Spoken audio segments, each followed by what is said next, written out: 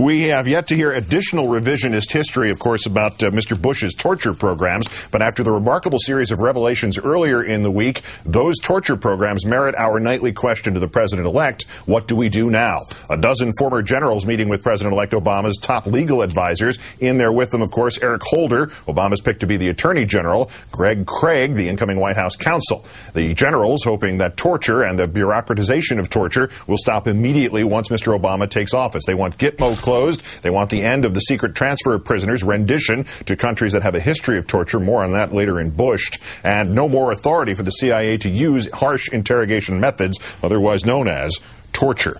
Let's turn now to a man identifying himself as Matthew Alexander, who served for 14 years in the U.S. Air Force under his real name. During that time, personally conducting more than 300 interrogations, supervising more than 1,000. In 2006, he led an interrogations team assigned to Special Operations Task Force in Iraq. He's the author of How to Break a Terrorist, the U.S. interrogators who used brains, not brutality, to take down the deadliest man in Iraq, written under a pseudonym for security reasons. Sir, thank you for your time tonight. Thanks for having me, Keith. So, as the title of your book would suggest, torture is not necessary to get the job done, not even useful? No, actually, it's extremely ineffective, and it's counterproductive to what we're trying to accomplish in both the short term and the long term. In the short term, when you torture somebody, it hardens their resolve. The information that you get is unreliable.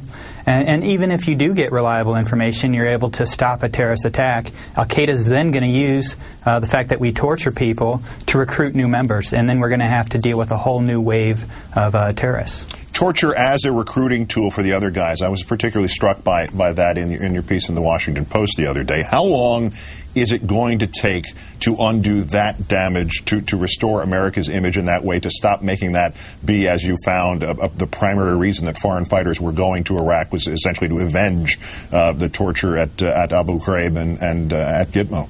Well, Keith, I'm an optimist on that point. And in the book, I tell several stories about how I sat down with some hardened members of Al-Qaeda, and by treating them nicely, by showing them respect and showing them that I understood their culture and their religion, I was able, in one case, in the case of the man who ultimately led us to Zarqawi, in a matter of 6 hours, I was able to convince him that we could work together and get over the past and work towards a better Iraq by working together, Sunnis and Americans together.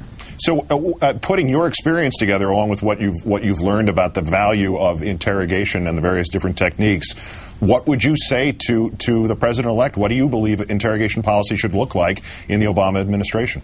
Well, first of all, I think the first thing we have to do is we have to outlaw torture across the entire government, every agency, no exceptions.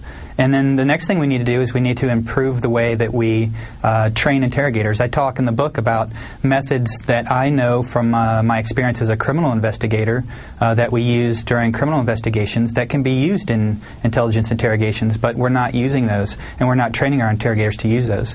And in the book, I give several examples of how we use those to great success in this incredible chain of events that led to Zarqawi. All right, so what are some of the effective, humane methods? I mean, you described being able to turn somebody around in a few hours. What should be the Obama standard in terms of those kinds of techniques?